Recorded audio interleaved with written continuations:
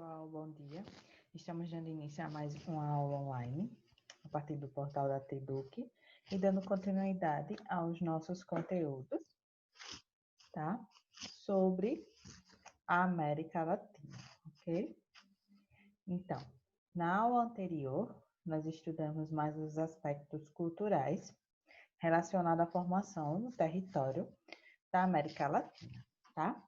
Então, nós vimos que a América Latina, ela é uma das divisões, podemos dizer assim, quando nós dividimos de uma forma mais voltada à questão político, né, econômico e social, e principalmente motivado pelos aspectos como foi colonizado, né? No caso, a América Latina, ela foi colonizada, né? Teve o aspecto de exploração, diferentemente do que aconteceu com a América Anglo-Saxônica, que foi uma colonização de povoamento, que nós já estudamos as duas aulas anteriores à América Anglo-Saxônica. Hoje nós iremos concluir o livro 6, tá?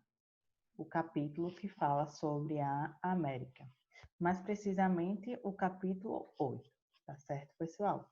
Então, na aula anterior, nós vimos que o continente latino-americano, vamos dizer assim, ele agrupa muitos países da América, tá? Principalmente os países que têm suas línguas, os seus idiomas, mais relacionados ao espanhol e ao português, tá? Então, nós vimos que existiram duas frentes de colonização da América Latina, onde uma delas foi aquela que tinha como base os espanhóis, né? A colonização espanhola, e a outra foi a colonização portuguesa. A colonização portuguesa, ela centralizou o seu trabalho, vamos dizer assim, né? A sua colonização, mas na criação e na organização do Brasil apenas. Tanto é que, dentre os países da América Latina, o único que vai falar o português, né? Tendo como idioma oficial, é o Brasil, porque a colonização portuguesa, ela se dedicou mais, né, ao nosso território. E nós tivemos também a colonização espanhola, que os outros países, né, os nossos países vizinhos que fazem fronteiras, e aqueles que também não fazem fronteira, eles tiveram como principal fomentador da colonização os espanhóis, né? Inclusive, a língua oficial deles, né, o idioma, é o espanhol, tá? Quando nós iremos, por exemplo, daqui à Argentina, né, ao Paraguai, os outros países também aqui da América do Sul e da América Latina, nós iremos encontrar muito a presença, né, a fala do idioma espanhol. Por isso existe também uma pequena dificuldade.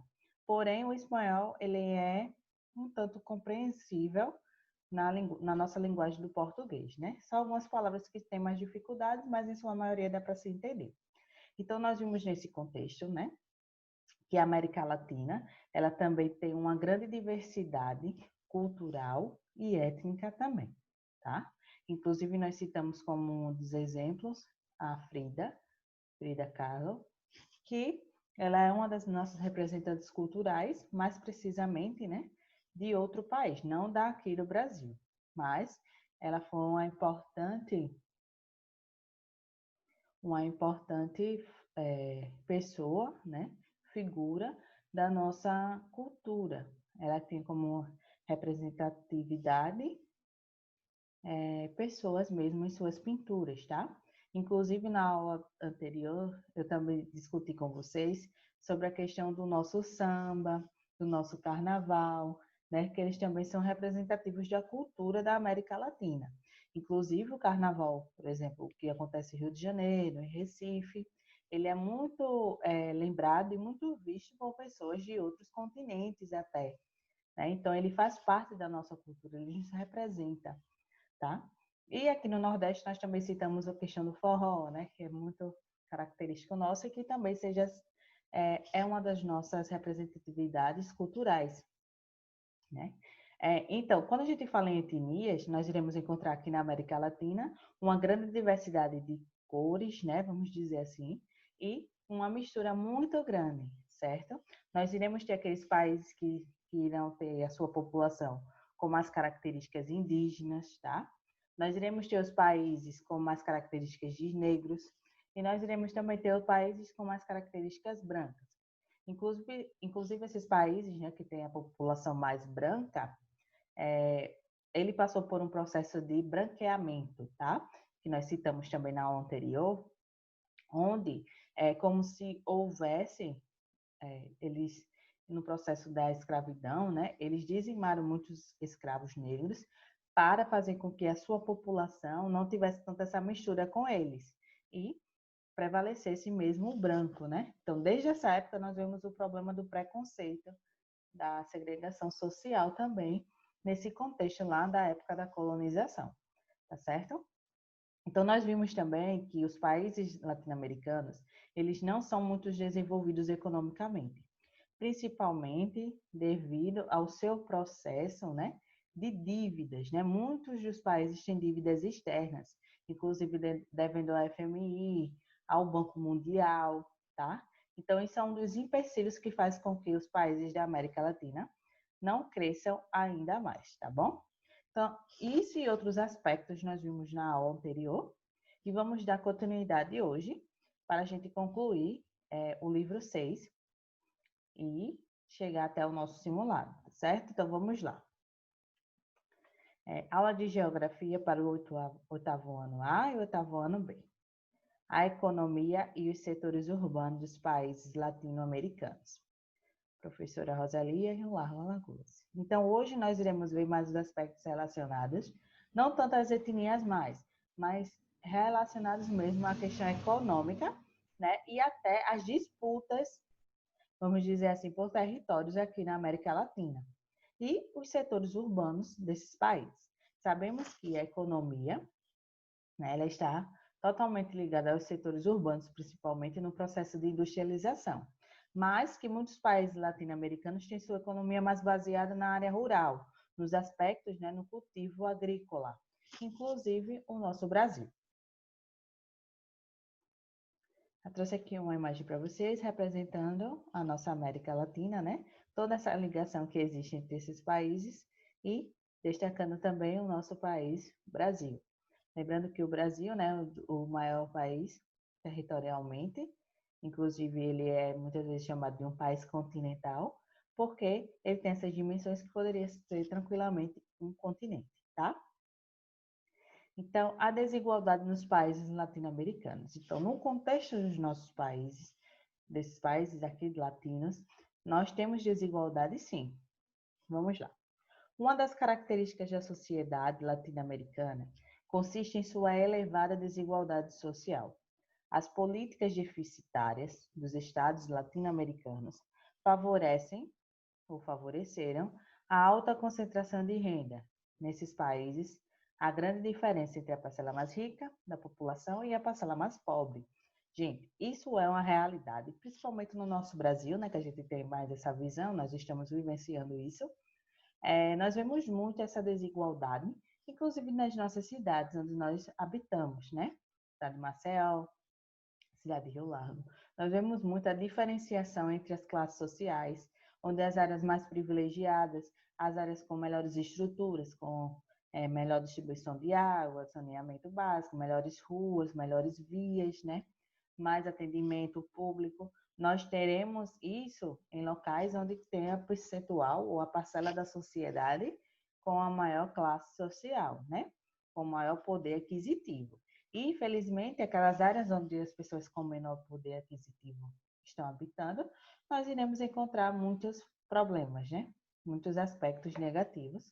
Então, existe muito essa diferenciação entre a parcela rica e a parcela pobre, né? A desigualdade realmente social no contexto latino-americano. Eu trouxe aqui para vocês as mesmas imagens que a gente trabalhou na aula anterior, representando essa desigualdade, tá? Então, as duas imagens, elas estão sendo representadas no mesmo país, em Buenos Aires, tá? Na mesma cidade. Inclusive, onde nós teremos a parte, essa imagem à esquerda, é onde estão habitando as pessoas com maiores poderes aquisitivos. Infelizmente, à direita, nós temos a imagem das residências, onde as pessoas com esse menor poder aquisitivo moram. Então, no mesma cidade, né, no mesmo país, nós encontramos muito essa desigualdade social. Aqui eu trouxe exemplo para vocês do nosso país, tá? Anteriormente foi na Argentina, essas imagens são aqui no Brasil. Essa primeira imagem então, representa muito essa questão da segregação espacial, da desigualdade social no espaço urbano, né, no espaço geográfico. Então, nós temos a favela, mas nós temos logo ao lado um dos condomínios de luxo mais caros do São Paulo, tá? E essa segunda imagem à direita, nós temos a Rocinha. E mais ao fundo, como a gente pode observar, nós temos já a praia, né? A área mais nobre desse local. Inclusive, aqui em Maceió, né, nós observamos muito isso, que próximo à área das praias, né, nós temos grandes prédios, né, casas belíssimas, com grandes estruturas, mas que mais ao fundo nós já iremos observar algumas das áreas periféricas, né, das nossas periferias, como o bairro do Jacintinho, ali próximo, né? Nós temos outros bairros também que já fazem parte da periferia, onde a parcela da população mais pobre estarão. Tá? Então, é uma realidade que a gente vai observar, não só no Brasil, mas em todos os países latino-americanos. A economia da Argentina. A Argentina é um país que apresentou um processo de industrialização anterior ao dos demais países da América Latina, tá? Então, ela tentou acompanhar, não vamos dizer que acompanhou, mas o processo que aconteceu na Europa. Inclusive, ela ficou à frente do nosso Brasil, né? Enquanto a maior parte dos países dessa região do continente se industrialização no período do pós-guerra, vamos dizer que entre 1940 e 1950, tá? A Argentina começou esse processo na década de 1930. Então, praticamente uma década anterior, eles iniciaram o processo de industrialização e isso reflete muito no contexto até hoje, tá?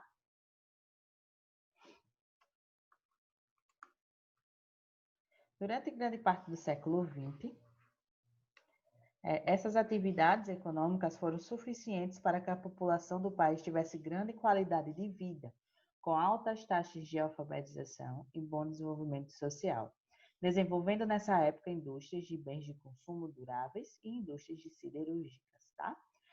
Os tipos de indústrias nós vimos, vocês viram, né? Quando estudaram no 7º ano, tá? Então, a Argentina, ela desenvolveu principalmente empresas e indústrias que fabricam bens de consumo duráveis, vamos dizer que são automóveis, né, móveis. Então, são aqueles que nós consumimos, mas que têm uma vida útil, né? Os eletrodomésticos também. É uma vida útil maior. E indústrias siderúrgicas, utilização do ferro, né, em diversas formas e transformada nessa indústria. Então, esses dois tipos de indústrias foram a base, né? Foram aquelas que mais se desenvolveram no contexto da industrialização da Argentina. Na década de 1990, com a adoção de medidas neoliberais, o país passou por quase uma década de intensa crise econômica, acompanhada de crescimento do desemprego e desindustrialização, o que aumentou a dívida externa. Então, como eu disse a vocês, né, a maioria dos países latino-americanos, eles têm uma grande dívida externa. Eles devem muito aos outros fundos, né, internacionais, tá certo? Então, quando a gente fala com a adoção de medidas neoliberais, podemos dizer que o quê? O intuito principal dessas medidas é fazer com que o Estado não interfira tanto na economia, ou seja, um processo de privatização. As empresas deixando de serem públicas para terem um dono, né? Serem privadas e o Estado não ter tanta interferência na economia do país. Mas isso, neste momento aí, gerou uma crise, certo? E muitas pessoas perderam seu emprego, né? Infelizmente chegaram à classe mais baixa, tá? e, consequentemente, houve um processo também de uma maior dívida externa. Aqui eu trouxe para vocês um gráfico que tem um semelhante no livro de vocês, tá? Que representa o FMI e a Argentina. Um longo histórico de empréstimos. FMI, que é o Fundo Monetário Internacional, é um dos países, a maioria dos países recorrem a um empréstimo, né? A ajuda financeira. Então, a Argentina tem uma grande ligação, um grande empréstimo a ser pago a esse fundo monetário, tá? Então, nós podemos ver aqui que o primeiro acordo aconteceu em 1958, onde foi pedido 104 milhões de dólares emprestados, tá? Olhem só, em 1955. Essa dívida, vocês sabem que, como todas as dívidas, elas vão gerando lucro e juros, e vão aumentando, né? Então, cada vez mais juros, mais caro fica essa dívida. Então, em 1965 aumentou, em 85 foi que aumentou ainda mais, 95, 2005 e 2015. Em junho de 2018, é um dado recente, já estava contabilizando 50 bilhões, tá? Só nessa dívida aí, feito por esses acordos que a Argentina tem com o FMI. Olha só a quantidade, né? Como aumentou. Isso é só de um país latino-americano, viu, gente? Se a gente for analisar de todos os países, essa dívida é bem grande. Os recursos naturais bolivianos. Entre as grandes potencialidades econômicas da Bolívia estão os recursos naturais, como o gás natural, que tem extensa participação no PIB do país. No entanto, a maior parte desse recurso está nas mãos das empresas privadas internacionais, que enviam seus lucros, tá, pessoal? Então, a maioria dos aspectos mais relacionados a gás natural, a petróleo, que existem na Bolívia, estão na mão de empresas que são de fora, né? São internacionais, e os lucros gerados ali não são utilizados entre as pessoas ou a economia do país para crescer. Não. Esses lucros são enviados para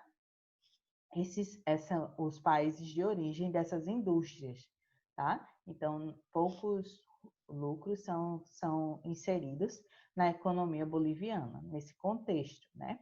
E o gás natural, como vocês podem ver, ele tem uma grande importância no PIB do país. O que é o PIB? A gente já falou bastante, mas eu vou explicar novamente. É o Produto Interno Bruto, ou seja, tudo que é produzido dentro do território que gera lucro. Então, o gás natural lá na Bolívia tem uma grande representatividade nesse PIB, né? Um grande valor. Grande percentual da população boliviana é indígena e esteve por muito tempo confinada à vida camponesa, em áreas rurais, correspondendo a boa parte da população. Boa parte da população empobrecida e de baixa renda. Isso fez da Bolívia um dos países mais pobres da América do Sul. Então, em questão populacional, nós iremos ver pessoas mais com características indígenas, né? Onde viveram muito tempo na área rural, na vida camponesa, vamos dizer, com a vida mais confinada, né? Mas lá, né? Cada um no seu território, vamos de uma forma mais rústica, cada um no seu partezinha de terra, né? E ali fez com que a economia não crescesse, porque só tinha base na agricultura familiar, tá? E, consequentemente, até hoje, isso reflete na economia do país, sendo um dos países com menores economias, com pessoas mais pobres latino-americanas, a Bolívia. Durante os anos de 2000, uma série de medidas de fortalecimento de arrecadação de valores pelo Estado melhoraram os níveis de vida da população, como a nacionalização do gás natural, que estava sob o controle de empresas internacionais. Em 2020, esse contexto do gás natural modificou-se, né? Eles não estavam mais tanto na mão de empresas internacionais e eles voltaram para o poder das empresas nacionais mesmo. E por que não falar do Estado, né? O Estado administrando todo esse gás, ou a grande parte desse gás natural, e aumentando a economia do país. Então, nós temos aqui um gráfico mostrando a evolução da produção do gás na Bolívia, tá? Esses momentos aqui de queda, geralmente é um momento de crise, tá, gente? Então, nós temos o início da operação do Gasbol, foi uma operação, foi um intuito de aumentar a produção, tá certo? Aumentar a produção e o lucro do gás natural na Bolívia. E nós vemos aqui em 2009 uma queda, então foi justamente quando ocorreu uma crise e a produção só aumentou após isso e antes também, tá certo? Esse dado é contabilizado até 2014. A Venezuela e o potencial petrolífero latino-americano, tá? Sabemos que a Venezuela, no contexto da América Latina, ela é um dos maiores produtores de petróleo, inclusive do mundo, né? Tem um grande destaque. A Venezuela é um país latino-americano com grande potencial para a produção de petróleo. O país faz parte da OPEP, a Organização dos Países Exportadores de Petróleo. De cerca de 95% de todas as suas exportações são originários desse setor produtivo, tá? Ela faz parte do contexto mundial, não só latino-americano, tá, gente? Ela se destaca também. Durante a década de 2000, sob o governo de Hugo Chávez, o país tomou o controle das refinarias de petróleo, que antes estavam sob o controle de empresas privadas, com matrizes nos Estados Unidos, na França, na Inglaterra e no Brasil, o que aumentou significativamente a arrecadação financeira do país, tá? Como eu disse a vocês, neste momento, o país, vamos dizer, o Estado, ele tomou de posse também, né, das refinarias de petróleo que estavam na mão justamente de empresas internacionais. Então, consequentemente, esse lucro, né, toda essa geração de renda voltou para o país venezuelano, tá? Com a crise financeira de 2008 e seus reflexos no setor petrolífero, o país começou a mergulhar em uma grave crise econômica e social, que deixou a população venezuelana em uma situação de completa escassez de recursos nos anos de 2014. Tá? Aquele gráficozinho que eu mostrei a vocês foi a questão do gás natural. Mas acontece a mesma coisa nesse contexto da Venezuela, tá? Em 2008 nós tivemos uma crise nesse setor petrolífero que gerou não só um problema lá na Venezuela, mas também em vários países latino-americanos, tá? Inclusive o Brasil, que tem essa ligação, também sofreu com esse problema. Como reflexo da crise, a população começou a emigrar em massa para outros países da América do Sul, incluindo o nosso Brasil, gerando tensões nas regiões de fronteiras. Né? Se eu não tenho mais como conviver ali, eu não tenho mais onde trabalhar, eu não tenho mais dinheiro, eu vou ter que mudar de local, mudar de país. E um dos nossos destinos, um dos destinos aí, foi o Brasil. Aí eu trouxe duas imagens para vocês, justamente no momento dessa crise econômica, né? São movimentos de justamente manifestações, tá? Na primeira imagem, essa mocinha aí reclamando, fazendo um sinal de paz.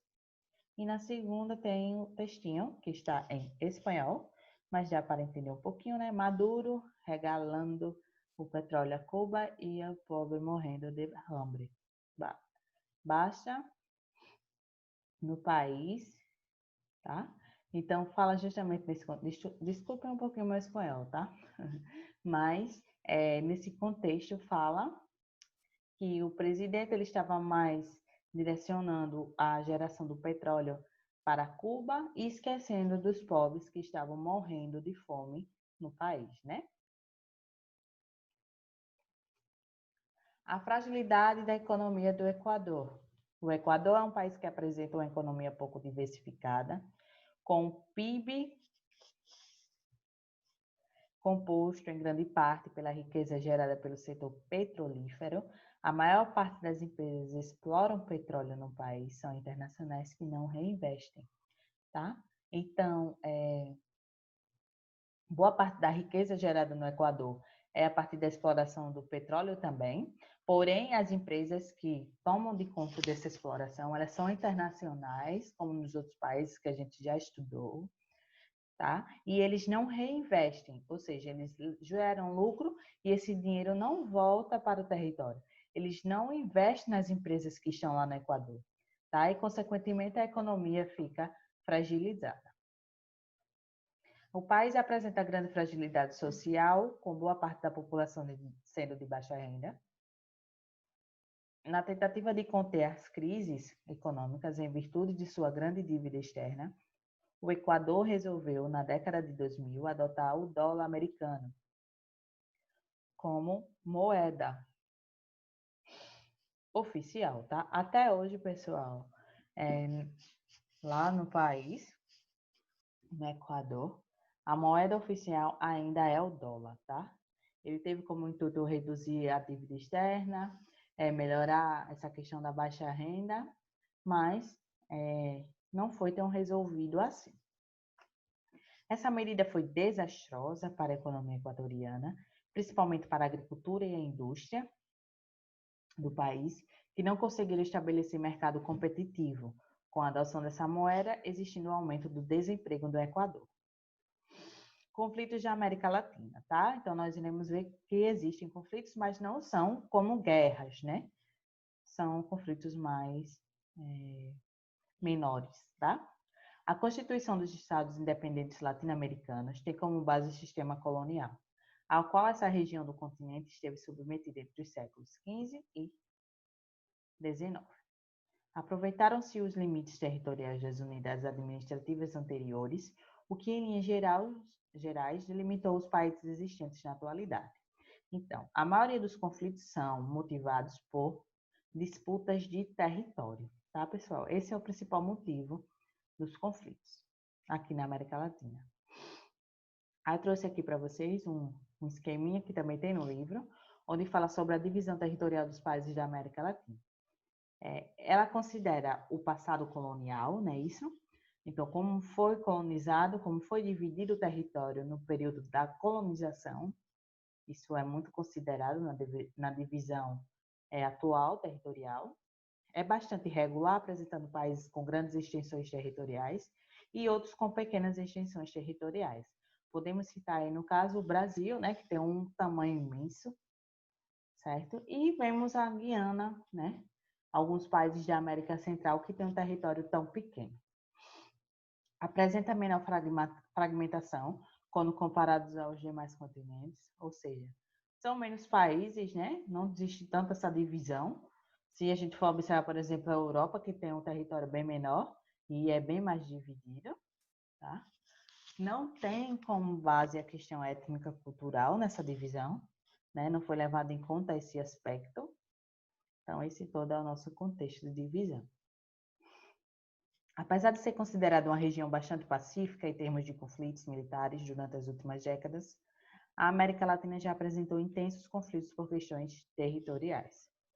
A última guerra na região ocorreu em 1995 e durou apenas 2 meses, em janeiro e fevereiro, entre Peru e o Equador, que disputavam o controle de uma região conhecida como Cordilheira do Condor.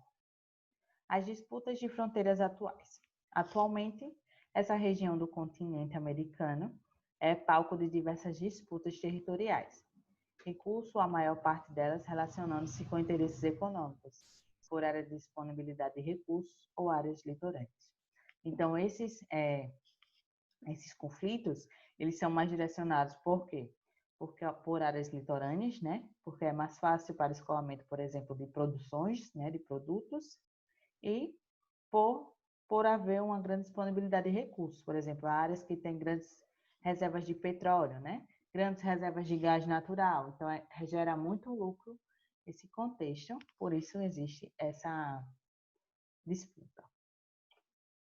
Aí eu trouxe aqui para vocês outro esqueminha, mostrando as regiões litorâneas, que por serem muito importantes para a exportação dos produtos produzidos, como já tinha falado, e as regiões com recursos naturais, com as de grande potencial para a exploração de minérios, inclusive o petróleo. As questões territoriais no litoral do Atacama. O Chile é um país com extensão de faixa de território litorâneo, na região localizada, tá? Na região localizada